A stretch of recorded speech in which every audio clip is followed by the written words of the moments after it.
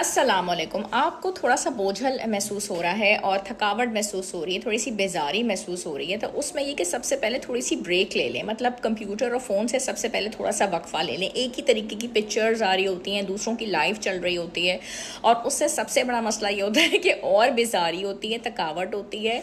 बज़ाहिर लग रहा होता है तो दूसरा जो है ना वो बागों में झूले झूल रहा होता है, जबकि कोई दूसरा बागों में इतने झूले नहीं झूल रहा होता है। सबकी लाइफ में अधूरापन होता है, सबकी लाइफ जो होती है मुकम्मल नहीं होती, लेकिन लोग अपनी लाइफ को मुकम्मल बन के दिखा रहे होते हैं और वो अधूरापन नहीं दिखा रहे होते हैं। उसकी वजह से तबीयत सिर्फ ख़राब होती है।